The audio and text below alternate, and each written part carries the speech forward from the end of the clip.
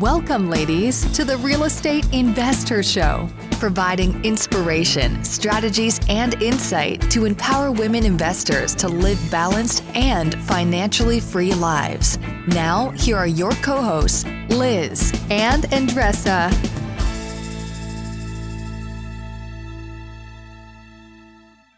So in today's episode, ladies, we have Rachel Richards. She, at 27 years old, 27, retired and is living off her passive income that is around $10,000. So we had to have her on the show.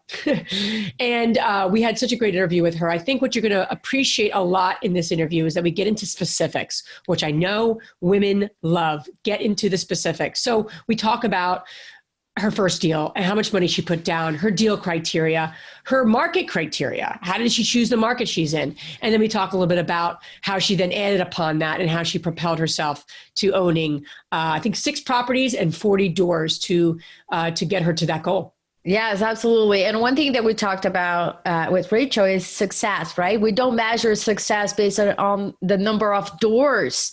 She was able to retire and do whatever she wants to do with her life. In her case, she's writing books and doing other things for women in the financial field. And that's something that we don't talk too much on our industry, right? So for all the ladies out there, either you really like your job, but you still see the potential in real estate, or for you that you really want to, have passive income coming in, but your passion is painting or doing something else. She shares something very important that we all should really embrace, that your success, you determine how it looks like so you can live life on your own terms. Enjoy this episode. Welcome back, ladies. This is Liz. And this is Andressa. Welcome back to the Real Estate Investor Show. We're so excited to have Rachel Richards on our show this week. Rachel, welcome to our show. Thanks so much for having me. We are on a very, very, very big mission to support women globally to live a financially free and balanced life. And your story is so inspiring. I'm selfishly so intrigued with how you created this wealth for yourself at such a young age. So really, really amazing story. We're going to jump into Rachel's story in a moment. Before we go there, we always like to connect with all of you, our amazing women who listen, and men. We know men like our show too, which we love you too. But we'd like to connect with you, share something that's coming up for us that could be helpful to you on your journey. That's what this is about, really. So Andressa's turn this week. So Andressa, what is coming up for you? What is happening? This is a message for all the overachievers out there. I don't know any of those, Andressa. And there's something that I learned from Liz, and then I exercise very often, Liz. I don't think I told you this, but here you go. Okay. So I learned something from Liz a long time ago. Good, best, good, better, and best, right? So everything that I normally do, I want to do my best, because I heard, you always do your best on things. Therefore, it takes time, and it needs to be quote unquote high level and without any flaws. However, I learned something from Liz that not everything needs to be your best. Your good is enough and your better is enough. It really depends on what you're working on, right? I feel that a lot of the women that I get in contact with the Facebook community, they're either getting started or are wanting to take their business to the next level. They want to have this perfect, completed plan before they take the first step. And I am telling you, just get used to be good enough. This is good enough for me to take the first step, right? This script to call the buyer is good. The seller of the house is good enough. And then you can improve upon that. Because if we get stuck on on having forced to be or to do our best at all times, it kind of delays our progress. And I'm telling you, it's like liberating. So sometimes I tell Liz, listen, this here is good enough for now. And I'm so proud. Funny you say that, because I want to get back to you on something that we're working on. And I was going to use those words like, just using those words together, right? Because it's so helpful, because we come at things with such excellence, right? I think a lot of women do. And that's amazing. And that's great. But it sometimes can be a little overwhelming, right? Because we just want to be perfect, right? Exactly. Especially when we have a lot of things on our plate, which I'm sure you guys also have a lot on your plate. So just ask yourself, this is good enough, this is better, this is best, and be okay with it. Yeah. I'm telling you, it's a mental exercise to just like, okay, I'm good with this the way that it is, and I can improve upon in the future if I feel that there is a need to. Otherwise, we're good. I love that. Good reminder. We'll be chatting more about that later, right? You and I. Yes. So without further ado, Rachel, we always like to ask the women we interview here on our show, what propelled you to get involved in real estate investing?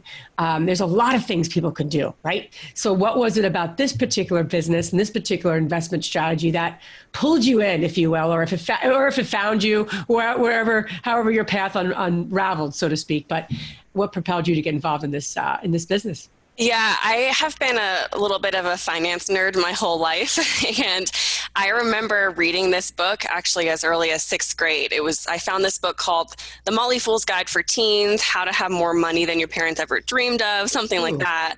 And I remember being at this summer camp and all my friends were going down this water slide. And I was sitting at the edge of the pool reading this book. And it really sparked a fire in me because I was like, yeah, that sounds great. So I think I really began to take finance seriously, even at such a young age. And as I grew older and had some job experiences, I think that's when I really was like, I don't see myself being satisfied and fulfilled in the 9 to 5. I read the Rich Dad, Poor Dad book by Robert Kiyosaki in high school, and that was like really eye-opening for me. My initial plan was to buy a single-family house every year for 15 years, all on 15-year mortgages. And so I figured after that 15-year period, they'd all start getting paid off. That's when I would kind of retire and become financially independent. So my initial plan was to achieve that in my 30s, but things went a lot faster once I got started, and I was able to quit my job and retire last year at the age of 27. Okay. Wow. So let's break that down, right? Yeah. You go, Andressa. You go. Let's dissect that, because not a lot of young adults are reading Rich Dad, Poor Dad right now, which I think it should be like a must in high school, even like high school, not even in college, because then they're going to say, I don't know if I want to go to college after they read that, right? That might be a problem. So I'm just curious. The book made you, was so transformational for you that not forced you, but inspire you to take that path? Or what was like your parents' story? How did you really get into? Because there is a difference between getting inspired and really taking action. So I'm very curious about the action part. Yeah, there were definitely a couple things. So another thing growing up is that I grew up in a very wealthy county. And just to give you an example, there were kids in my high school that when they turned 16, they were getting brand new BMWs. My family was not operating that way. I mean, we were always on a budget. We barely went on vacations, let alone even going out to eat at a restaurant. So from a young age, I really felt that I didn't fit in. And that's not the way you want to feel in middle school and high school. I remember thinking to myself that I don't want to end up like everyone else struggling with money. I don't want to have to be on a budget for the rest of my life or to borrow money from family and friends to make it to my next paycheck. I wanted to be different. And that's why I took it so seriously at a young age. So there's that aspect of it. And then there's just some of these job experiences. I worked for a really cruel woman for about a year who just was emotionally abusive to her employees. I mean, just really demeaning, condescending. I'm a confident woman, and I was even years ago. So for her to make me really lose my self-esteem and self-confidence was really saying something. So she made me cry a couple times, of course. And I remember one of the times going to the bathroom to clean up and just looking at myself in the mirror and thinking, I'm never going to let an employer treat me this way again. I'm never going to feel trapped in a job again. And that's when I was thinking about the real estate investing stuff I'd learned and thought to myself, it's time. I'm going to start looking for properties now.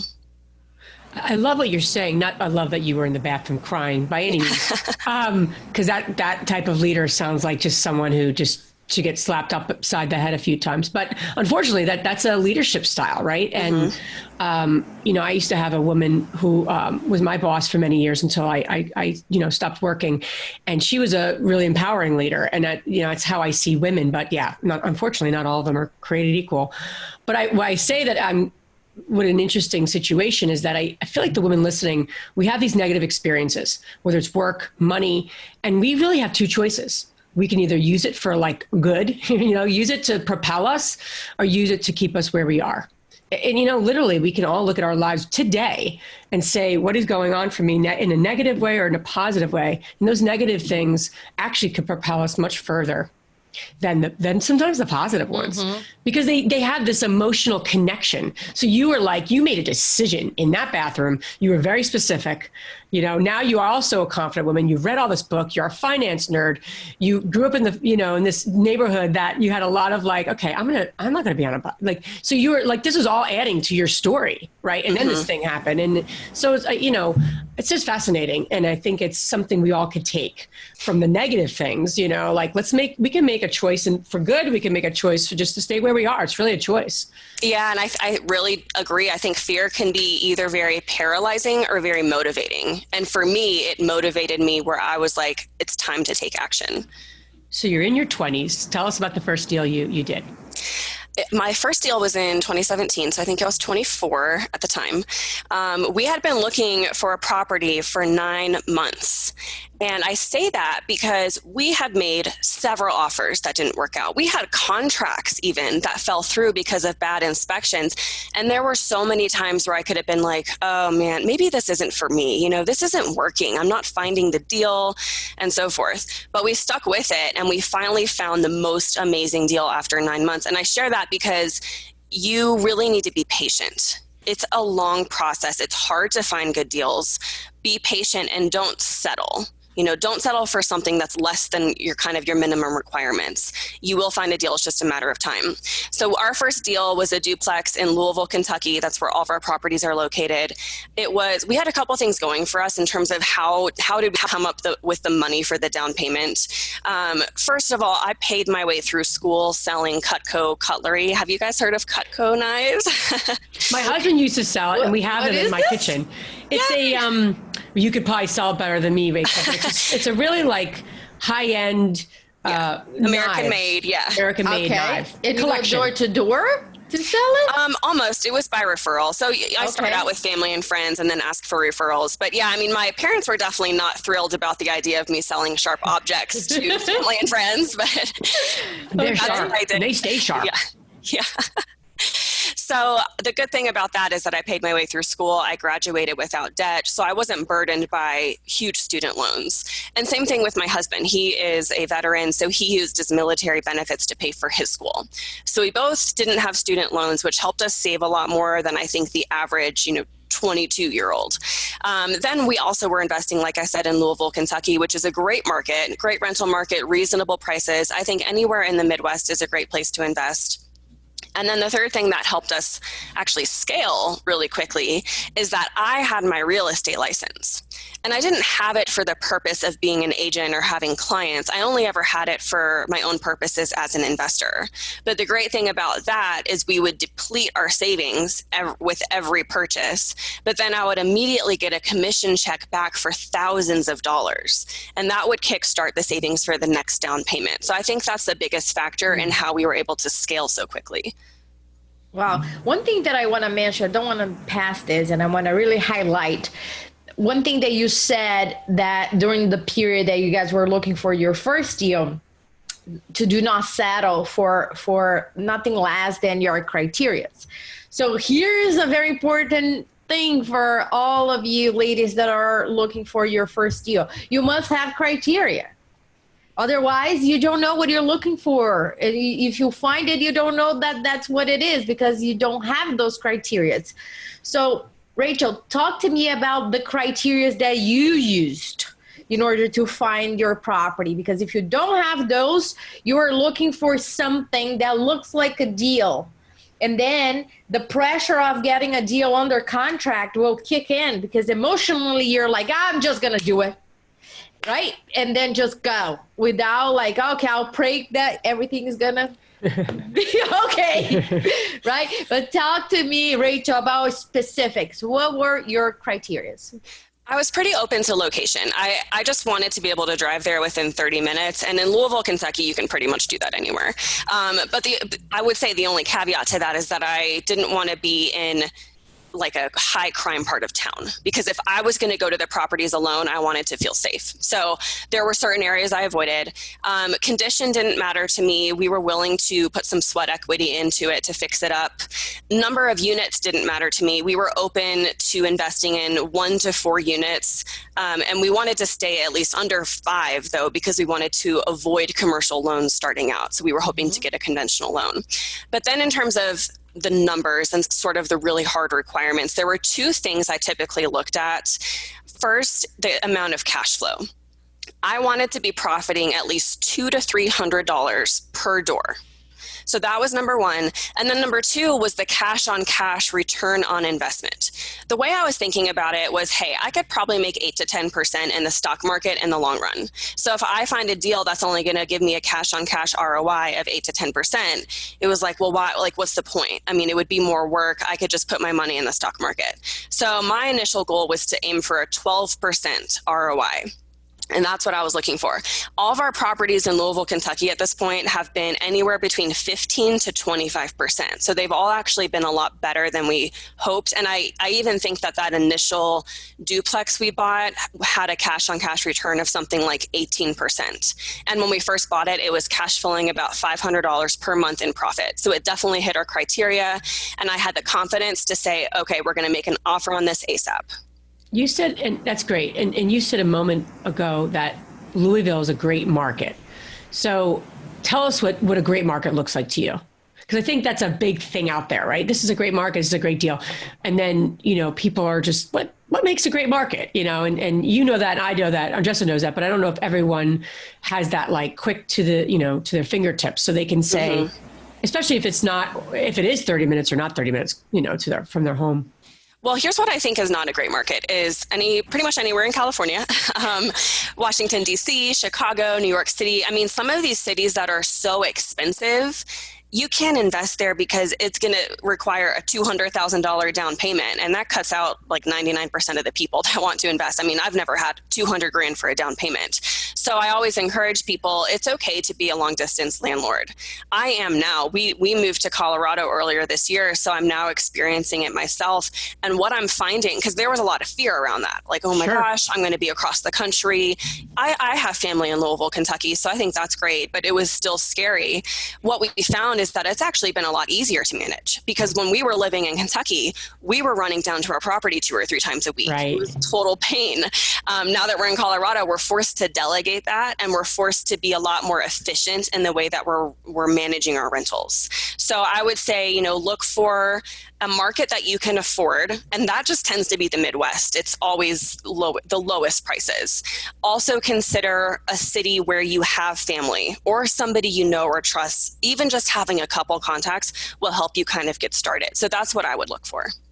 I love what you're saying that, because a lot of people, I am in Philadelphia, right? I am in the middle of the city. We don't have multifamilies, like legal multifamilies, to say the least. For those of you that know Philadelphia, we have tons of small multi, and legally they are not. So when you're going to buy them and then you see the zoning and everything else, the lender is not going to land based on, unless you do a zoning change or adjustment to it. Otherwise, it is a single family. It's gigantic, and it's been run by different landlords in the past. But that's the case. So if I'm looking for bigger units, I need to get out.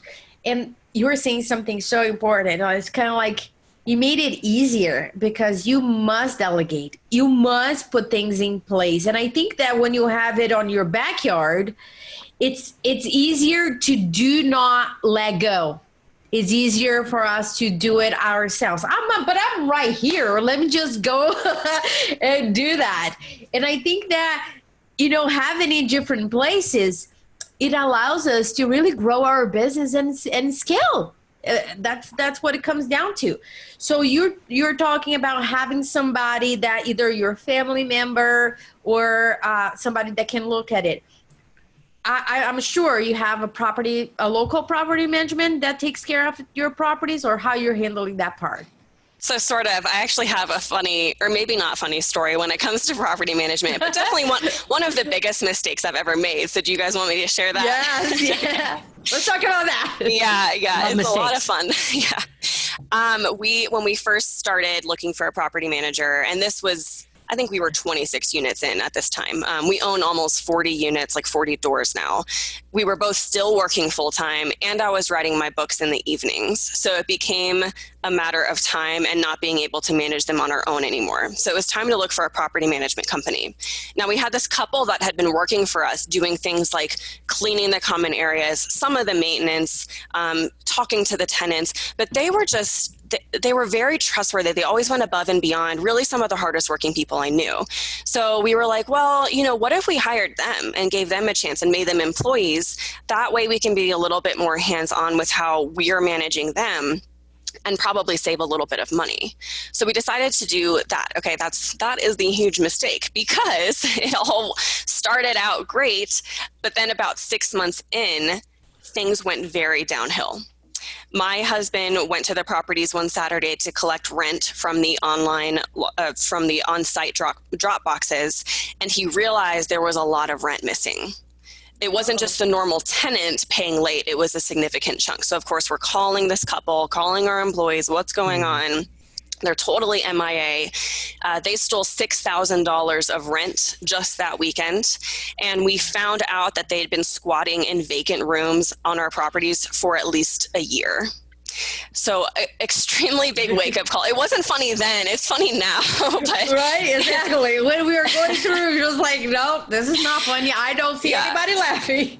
Right. I mean, it's almost embarrassing to share, because I feel like I was just so naive. And sometimes my flaw, because I'm a very frugal person, I'm a finance person, my flaw can be to be too frugal and cheap and to cut corners. And that's the mistake I made. Really, the moral of the story is that we should have hired a licensed, bonded, insured, qualified property management company. Because if we had done that and one of their employees had done that to us, they would have been liable for the damages, not us. So I share that story because I hope that somebody else can avoid my mistakes. Yeah, I can't relate at all being frugal and cheap. But no, I'm totally joking. I'm just as laughing, right? But I'm too that way. And I think it gets in your way because it can prevent you from making the right decisions, because you see the savings, but it really doesn't save you any money. That actually didn't save you any money. That cost you more. Right. It cost us a lot more money. So, it's just funny because at times that we've lost money and, it just, the zeros have increased, right? And sometimes you're just like, God, you're embarrassed. You're embarrassed to say that this happened. There's multiple things that we've done that I'm embarrassed to say. But at the end, we can start in like chronological or alphabetical order. Yeah, no, please. I need a lot of time for that. But the point being is you really look back and go, where was this decision being made from? So for the ladies listening who are frugal, and a lot of investors are, right? They want the best deal. They want I don't think that's like a far cry that there's a lot of us that are frugal and kind of like cheap in some ways. I wouldn't say that about Andressa though. That's why she's a great partner for me. You're not cheap. You're not frugal you'll spend when you think it's important, and you've dragged me that way, so it's good. That's right. I'm just I don't think that, like, for example, when I look at my family, I have a sister that she invests a lot. Sometimes she comes home, with like a piece of like a bag, and I look, oh, it's a nice bag, and she tells me how much she paid for that bag. And I was like, no way in hell I'll pay for that. Yeah, so that part, no. No. But you spend where you need to spend. And I think that's something to be said for. And it's just something we have to learn. But I love that didn't stop you, right? So that happened on which property in your trajectory here? Where did that happen again?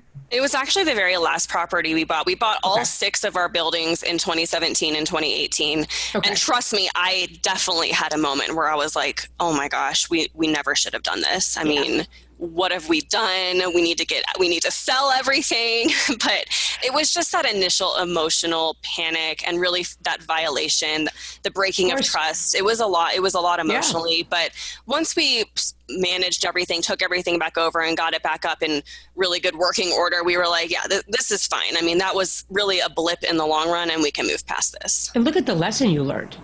I mean, yes. And there'll be more lessons, right? Because but it's like you took that for good, right? You had that choice.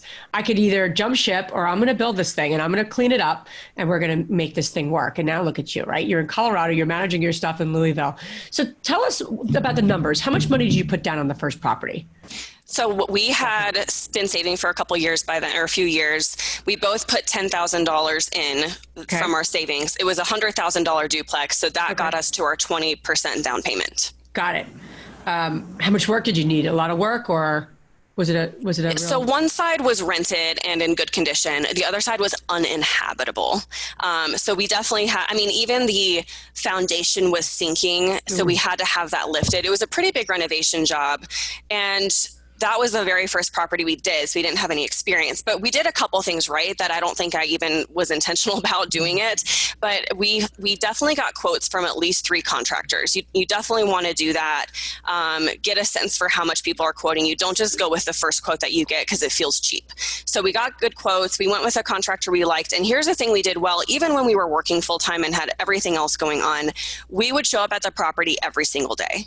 Every single day, no matter what. Sometimes I bring Gatorade. Sometimes I bring bagels for people so that they like me. But it was good because here's some cookies. Yeah. Please do a good job. It was good though because they knew that the owners were coming every day, and they knew they better be doing a good job, better be working hard, and they better be there working when we came. So it kind of held them accountable, and our project got done on time with really no hiccups. So that was a really great thing.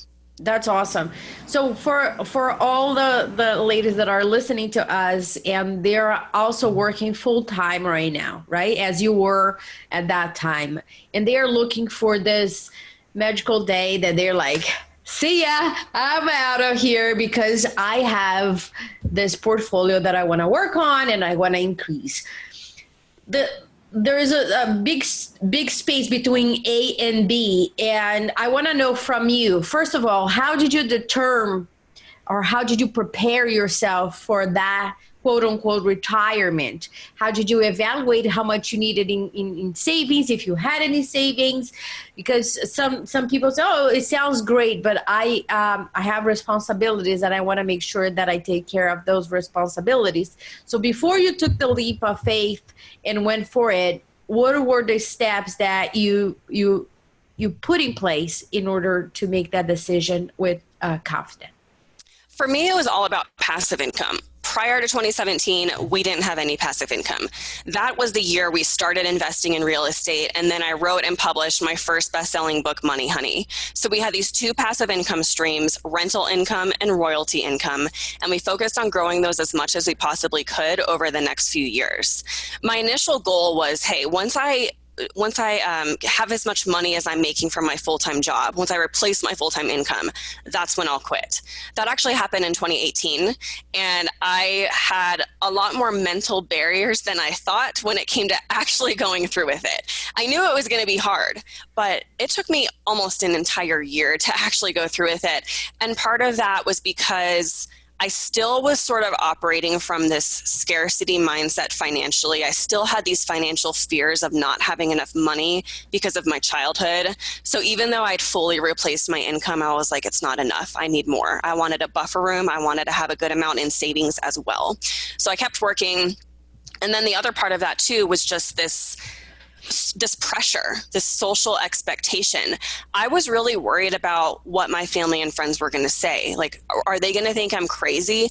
I was walking away from a lucrative corporate finance career, one that I was very happy and engaged in, and that they all knew I loved. So there was a little bit of that, which at the time felt significant to me. And in hindsight, it is so silly. I mean, everyone, once I quit, everyone was supportive. And more than that, everyone was like, well, how are you doing that? I want to know. I mean, that's exciting. Good for you. Now teach me. So it was really a positive thing. But I finally quit once we were making $10,000 a month in passive income. And how did you determine that though, that was your number? I don't know. I was making 89,000 full time. So we were almost there with the passive income, but for some reason to me, it was like, I just want a little bit more buffer. And so that's where I decided to draw the line. With passive income, the way I look at it, first of all, it's no get rich quick scheme, right? It does take time or money to create, but once you have it going, it becomes a lot more hands off. And the epiphany I had several years ago was that once your passive income exceeds your living expenses, you're retired, you're financially independent. At the time, I think we were spending something like $6,000 a month. It's a little bit more now, but I really wanted to have a large buffer in case there was a month where we had a really big tax payment or we wanted to go on a really nice trip. So that's why we went for that 10K a month. And now it's more like 15K a month. Right. Your goals change, right? Your lifestyle changes and those sort of things. And growing your family, right? Having a family, that all shifts all those sort of what that nut is.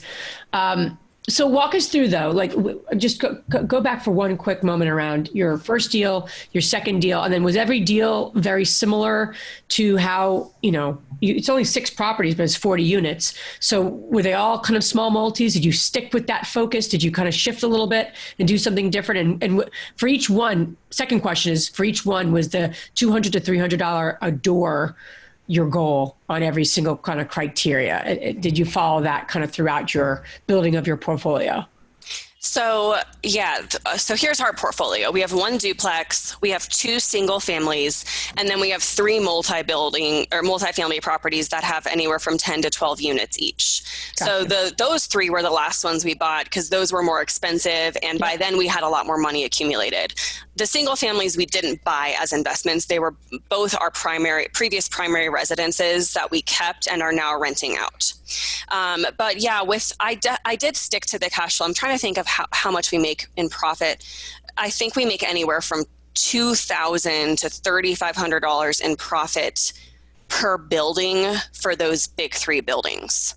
So it does work out to at least $200 per door.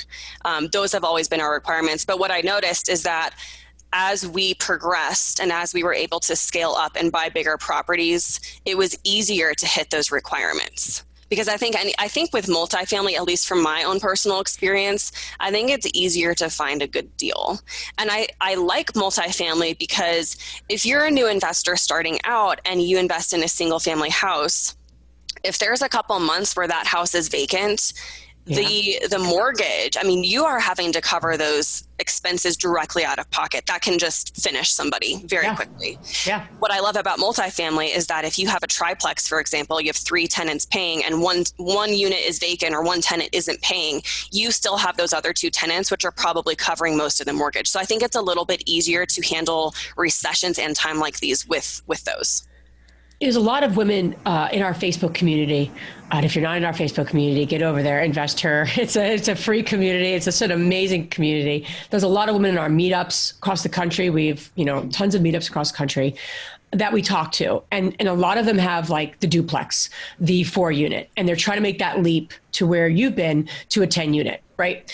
And what did you have to shift in your evaluation? Or not just your mindset, but your evaluation. As you grow in this business, you do buy larger properties. I know for my own mindset, we started a duplex and, we've grown from there. And every time we do a deal, I have to get clear on not just mindset, but also strategy, because it is a different strategy. The number of doors and your expenses and how you evaluate property, it does shift. It's not like complete apples and oranges, but it does evolve, right? So you had to probably put in some new expenses or line items in your evaluation when you were evaluating that 10 unit versus that duplex. What were those things? Because I think that's a very common thread for a lot of women in our community is that they want to grow into larger stuff, but they're nervous, right? Just like when you haven't done a deal, you're nervous. So what were like things that you learned on your first 10 unit that you wish you knew coming from maybe a smaller multifamily evaluation?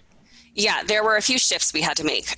First of all, the loan. The loan was going to be more expensive because you're moving from a conventional loan to a commercial loan. Not only are your closing costs probably going to be more, but you're going to be paying a higher interest rate. So you need to be able to build that in from the get-go. And normally, while there's some ways around a 20 to 25% down payment with a conventional loan, for example, if you're house hacking, normally you can't really do that with a commercial loan. So you're going to have that 25% down payment almost every time. So it's just more expensive starting out. Also, you're going to have to start thinking about systems. Before we got our first building, we were managing like 3 or 4 tenants on our own, and they all had our personal cell phone numbers. And it was just a very casual arrangement. Once we got that first one where it was suddenly 10 additional tenants, we were like, okay, this probably won't work anymore. We're really going to have to step back and figure out how are we going to systematize this and put processes in place. So we started doing things like using Trello to manage things that Andrew and I both had access to, Google Drive. We set up a Google Voice number because we didn't want to be giving out our personal cell phones anymore. So we have one Google Voice number where all of our tenants contact us. And that was a really great thing that we did. And then the other thing too, I'll say, and this goes back to when you're first analyzing the deal. It doesn't matter if it's a single family or a multifamily, or if you never intend on having a property manager, you want to build in the expense of having a property manager. Chances are none of us want to quit our full-time job, become full-time landlords. So options are a good thing, right? Giving yourself the option of hiring a property management company is a good thing. So make sure you build that in from the get-go. Make sure the numbers still work so that later on you're a property manager and you're still making profit. That makes so much sense, because I think that sometimes, if we want to make a deal work, we kind of like tweak the numbers here and there, and that will bite us later on. And so what you're saying, it kind of forces us to all put the emotion aside, okay? And run the numbers as if I'm hiring somebody with all the expenses over there. The numbers need to make sense. If they don't, that doesn't fit your criteria. Then either you need to get it for a lower price or figure it out a way to increase the rent. Then you're gonna have a higher construction cost. You gotta look at the numbers.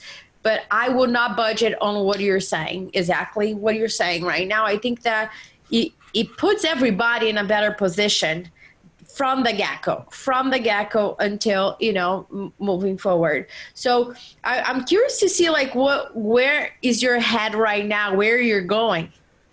Yeah, a lot of people are surprised that I've stopped acquiring rentals. Some other investors are surprised that I don't want to build this huge multi-million-dollar empire. But that's what I think is so beautiful about owning rental properties. For me, it's a means to an end. I'm not so passionate that this is all I want to do, but this provides such a great source of income that it frees me up to do what I love to do. And for me, that's writing my books and running my courses and teaching young women about financial literacy. That is what I love to do. A lot of people look at me and they're like, well, Rachel, you're not retired. You're still working. And I'm like, well, you're right. You're right. I mean, the way I view retirement, I use the words retired and financially independent interchangeably. There are some people that want to retire and do the beach thing or, do golf, and that's great. I just personally, I get bored so easily, guys. So I always have to have something. I can do beach for a week, 2 weeks, straight, right? Not even that long, yeah. 6 months at the beach, I'll be like, all right, I guess I had enough sand over here. Yeah, and the beautiful thing about achieving financial independence through real estate and creating passive income is that it does free up the time for you to pursue the things you're passionate about. And now I get to work when, where, and if I want. Rachel, I think that you are just expressing and allowing other women that are listening to you to do the same. Because all of us, all the women here, we understand the power of real estate. However, we want to become financially free and live life on our own terms and do whatever we want to do. If I want to paint all day, or if I want to become a tattoo artist or whatever that might be, a dancer, whatever, I don't know what it is. And I think that that's the case. And many women struggle with wanting to have this passion about real estate and defining themselves as real estate investors. period.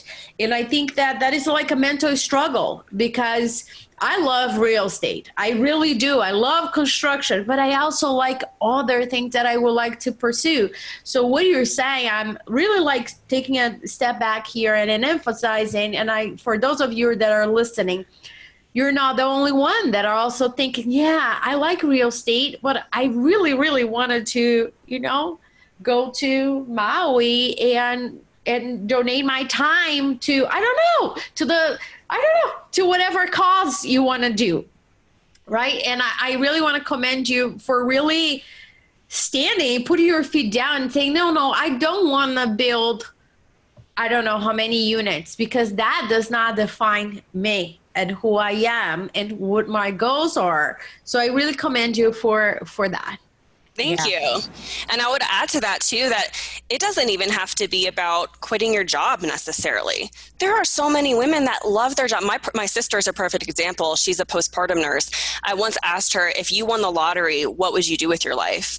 And she was like, I would be a postpartum nurse. I love what I do. And I think that's amazing. Yeah. So I think the way to look at it is not necessarily, I mean, some people want to escape their job and that's fine. Everyone does. But would an extra $1,000, $2,000, $5,000 per month in profit from your rentals change your life, impact your life for the better? And if so, I think it's something that everyone can consider. Yeah. And I love your path that it's not about the number of units, but it's about the goals that you're achieving. And I say that to people all the time. People are like, oh, how many units do you own? A lot of these events, it's like, that shouldn't be the first question, first off. And second off, that actually doesn't mean anything. You can own literally 2% of 25,000 units and be making nothing. I mean, so it really doesn't matter, but it matters to know what you need, when you need it, and how you're going to get those returns. So I love that. And we can't wait to see what you do next. It's really awesome. You got a long life ahead of you. You got a lot of neat things ahead of you, So Rachel, where can the ladies listening learn more about you and follow all the great things you're up to? Both of my books, Money Honey and Passive Income Aggressive Retirement, are available on Amazon in ebook, paperback, and audiobook. My Instagram is Money Honey Rachel. And what I'd love to do is give your listeners my Passive Income Starter Kit for free. So if anyone wants to download that, you can go to moneyhoneyrachel.com/bonus.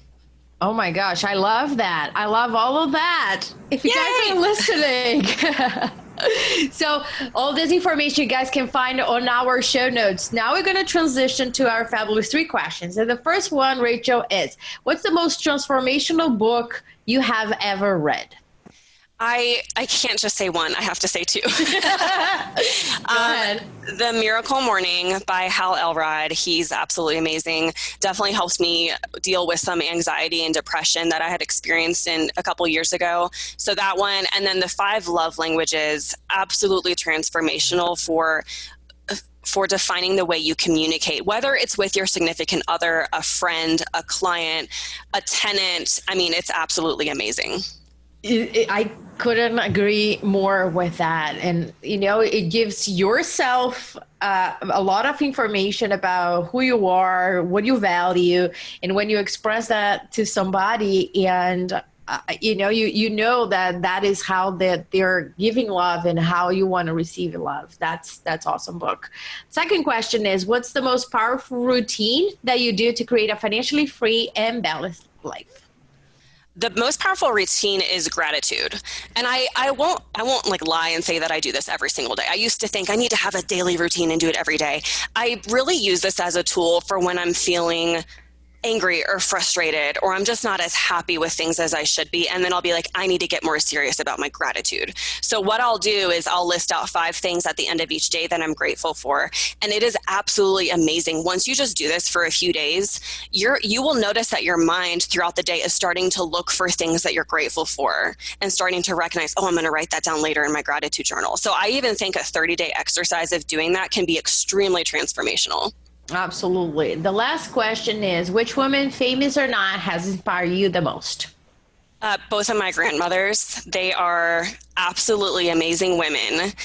single mothers that raised their kids on their own, very, very poor. One of my grandmothers was on food stamps and even had to bring herself out of that. And they went on to become so successful. One of them was a math professor. I mean, they're just absolutely the most strong, independent women that I know. Awesome. Rachel, thank you so much for being on our show. Thank you for sharing all your great knowledge and your inspirational way of being with the women that listen to our show. So thank you for being here, and so excited to see what you do next. And thank you so much for having me. This was a lot of fun. Thank you. If you enjoyed this podcast and want to receive updates on our next interviews, go to our website, therealestateinvestor.com. There, you can subscribe to our show, become part of our investor community, and get updates on upcoming episodes. If you like our show, please share it with other women who would benefit. And don't forget to leave us a rating on iTunes. We'd really appreciate it. And as always, we encourage you to take one action as a result of today's show and put it into motion so you can live both a financially free and balanced life. Thanks for spending time with us. Ciao.